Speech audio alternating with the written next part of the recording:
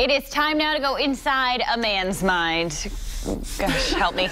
Yeah, I don't know what to expect this time. We're going to get the male perspective on things, and today our panel consists of not only Will and Brendan, but right Brian Mulhern from Country. This looks like an intervention. We've kept you around. For me? Yeah, for Brian. I was going to say I might need some help after this. Ready to jump right in? Ready, Welcome to Man's Mind, by the way. So I know women, anytime a celebrity gets a new hairdo, even dating back to the Rachel, and people want to mimic that hairstyle. Well, Katie Holmes is among many who did quite a chop. There's her new hairstyle right there. That's the pixie cut. What do you guys think of this look? I think we don't look women? pretty darn good in the pixie cut, if I do say so myself. I'd be thrilled to have the pixie cut. To me, the only person who could pull this off is Will Gilbert. Logically, he does not have the ability to do so. That's what I'm saying. I would be happy with the pixie cut. Look, I think Katie Holmes looks, I mean, she looks great with the pixie cut. She really does. I'm just not a fan of the short haircut. This is from a bald guy. Gilbert would be thrilled to have a mullet. Yeah, I would be, or a rat tail. That'd be fun. You know what? I went to high school with this guy.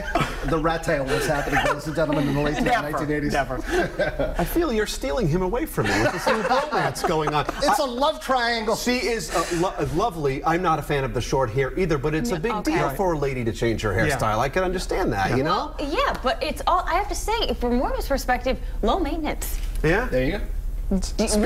Tomorrow on the Road Show, Michaela gets her head shaved. What if Carla got this cut? She'd be in the car on the way home.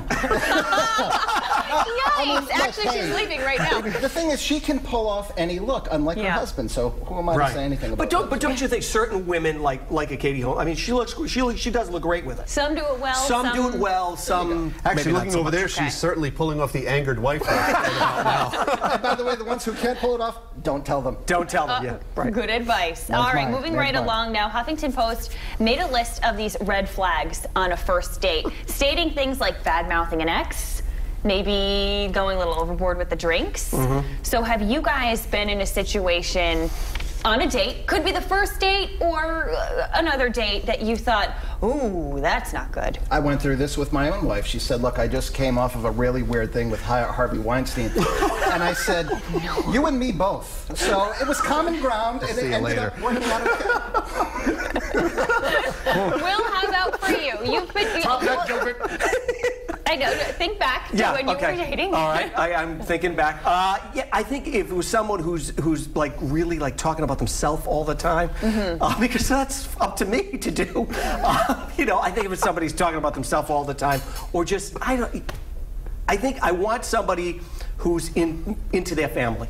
Like, not bad-mouthing the family, because then if you do go out with this person, you know you've got a baggage of it gets bad. Yeah, it can be bad. Brendan, how about for you? I am an excellent date. I'm an excellent first date. I pay. We're also happy that there is a first date. Well, yeah, exactly. I'm so grateful that anyone would spend any time with me. Number one, be sure to pay, boys and gentlemen paying attention right now, and be present. Just be listening. Be a good listener. You know, I remember the last first date I was on. After like the 6th beer, you know, things rapidly deteriorated. So I've learned my lesson. By the way, this from the only guy who's single. Yeah. Thank you very much. Right, because I have it. And no, you two have it all figured out, right? All right, guys, before we let you go, we want to talk about this third topic. Justin Timberlake and Jessica Biel. I love this couple. I think they're adorable. I think they're very attractive. I think they've got it all together, and they're going to the World Series, too. A little date night out. Pretty good stuff. If you guys could have that dream date, where would it be?